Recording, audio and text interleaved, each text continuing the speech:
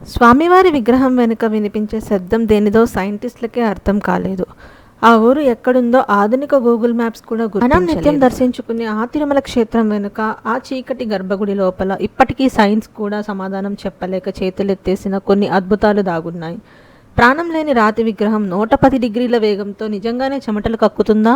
చుట్టుపక్కల ఎక్కడా సముద్రం లేకపోయినా అలల హోరు ఎందుకు వినిపిస్తోంది?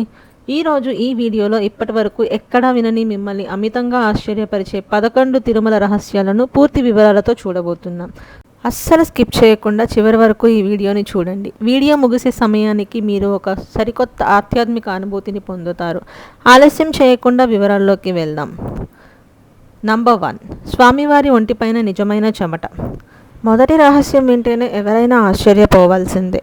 తిరుమల కొండలపైన వాతావరణం ఎప్పుడూ చాలా చల్లగా ఉంటుంది. ముఖ్యంగా తెల్లవారుజామున చలి చాలా తీవ్రంగా ఉంటుంది.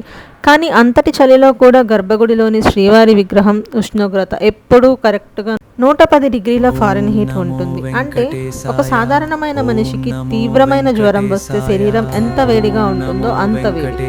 అంతేకాదు, ప్రతిరోజు ఉదయం అభిషేకం ముగిసిన తర్వాత ఆ రాతి విగ్రహానికి నిజమైన మనుషులకి పట్టినట్టుగా చెమటలు పడతాయి. ముఖం మీద, వీపు భాగంలో చెమట చుక్కలు స్పష్టంగా కనిపిస్తాయి. పూజారులు పట్టు వస్త్రంతో ఆ చెమటను తుడుస్తూ ఉంటారు. ప్రాణం లేని రాయికి చెమటలు పట్టడం వెనుక ఉన్న రహస్యాన్ని కనిపెట్టడానికి ఎందరో పరిశోధకులు ప్రయత్నించారు. కానీ సైన్స్ ఇప్పటికీ దీనికి సమాధానం చెప్పలేకపోయింది. రెండవ వింత, అసలు తిరుపతి ఎక్కడ, సముద్ర తీరం ఎక్కడ? వందల కిలోమీటర్ల దూరం ఉంటుంది. కానీ ఎవరైనా సరే గర్భగుడిలోకి వెళ్ళి స్వామివారి విగ్రహం వెనుక భాగంలో చెవి పెట్టి వింటే ఒళ్ళు గగ్గురు పొడిచేలా స్పష్టంగా సముద్రపు అలల హోరు వినిపిస్తుంది. ఆ శబ్దం ఎక్కడి నుంచి వస్తుందో ఇప్పటికీ ఎవరికీ తెలియదు. నంబర్ 3, పచ్చకర్పూరం మాయ. రసాయన శాస్త్రం ప్రకారం పచ్చకర్పూరాన్ని ఏ రాతి మీద రాసినా కాలక్రమేణా ఆ రాయి రసాయన చర్యల వల్ల పగుళ్ళు ఇచ్చి ముక్కలైపోతుంది. కానీ శ్రీవారి విగ్రహానికి రోజుకు కిలోల కొద్ది పచ్చకర్పూరం పూస్తారు. దశాబ్దాలుగా ఈ సంప్రదాయం సాగుతోంది. అయినా ఆ విగ్రహానికి ఒక్క చిన్న గీత కూడా పడలేదు. అసలు ఆ విగ్రహాన్ని ఏ పదార్థంతో తయారు చేశారో కూడా ఎవరికీ అంతు చిక్కడం లేదు. నంబర్ 4, మ్యాప్లో లేని ఆ సీక్రెట్ విలేజ్. ఈ 4వ రహస్యం వింటే ఎవరైనా ఆశ్చర్యంతో నోరెళ్ళబెట్టాల్సిందే. స్వామివారి పూజకు వాడే పూలు, పాలు, నెయ్యి, తులసి దళాలు అన్నీ ఒకే గ్రామం నుండి వస్తాయి. అది తిరుపతికి సుమారు 22 కిలోమీటర్ల దూరంలోనే ఉంది. కానీ ఆ ఊరు ఎక్కడుందో ఈ ప్రపంచంలో ఎవ్వరికీ తెలియదు. ప్రభుత్వ రికార్డుల్లో కానీ గూగుల్ మ్యాప్స్లో కానీ ఆ ఊరి ఉనికి కనిపించదు. ఆ ఊరిలోకి బయటి వ్యక్తులకి అస్సలు ప్రవేశం లేదు. అక్కడి ప్రజలు కూడా అత్యంత కఠినమైన నియమాలతో జీవిస్తారు. ఆ ఊరు నుండి పూల బుట్టలను గుడికి తెచ్చే సమయంలో ఆ దారిలో ఎవరూ అడ్డు రాకూడదనే నియమం కూడా ఉంది. నంబర్ 5, వందల ఏళ్లుగా ఆరని అఖండ దీపాలు. శ్రీవారి గర్భగుడిలో వెలిగే మట్టి దీపాలను అసలు ఎప్పుడు వెలిగించారో, ఎవరు వెలిగించారో చరిత్రలో కూడా ఎక్కడా ఆధారాలు లేవు. వందల ఏళ్లుగా ఆ దీపాలు అస్సలు ఆరిపోకుండా నిరంతరాయంగా వెలుగుతూనే ఉన్నాయి. నంబర్ 6, కంటిని మోసం చేసే అద్భుతం. మనం గర్భగుడి బయట వరుసలో నిలబడి చూసినప్పుడు స్వామివారి విగ్రహం కరెక్ట్గా గర్భగుడి మధ్యలో ఉన్నట్టు అనిపిస్తుంది.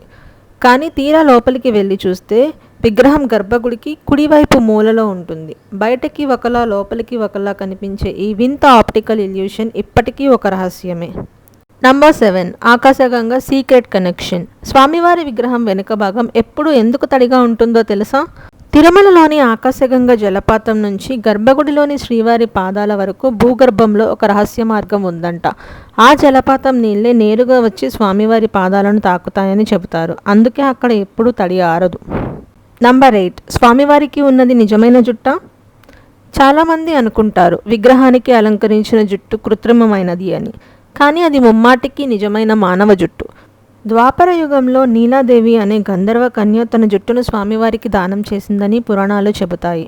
ఆశ్చర్యకరమైన విషయం ఏంటంటే ఆ జుట్టు ఎప్పుడూ చిక్కుపడదు, ఎప్పుడూ అత్యంత మృదువుగా మెరుస్తూనే ఉంటుంది. నంబర్ 9, కళ్ళు తెరిస్తే సృష్టి భరించలేదా?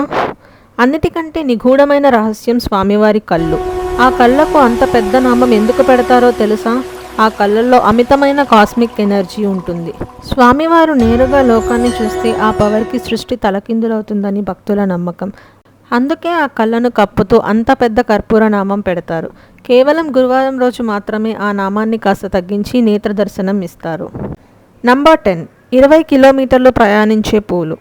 స్వామివారికి అలంకరించిన పూలను తీసేసిన తర్వాత వాటిని బయట పారవేయరు. విగ్రహం వెనుక ఉన్న ఒక రహస్య బావిలో వేస్తారు. ఆశ్చర్యకరమైన విషయం ఏంటంటే అలా వేసిన పూలు కొండ కింద 20 కిలోమీటర్ల దూరంలో ఉన్న కపిల తీర్థం జలపాతంలో తేలుతాయట. కొండ పైనుంచి కిందకి నీటి మార్గం ఎక్కడుందో ఇప్పటి వరకు ఏ ఇంజనీరు కనిపెట్టలేకపోయారు. నంబర్ 11. అత్యంత ధనవంతుడు కానీ ఇప్పటికీ అప్పుల్లోనే ఉన్నారా?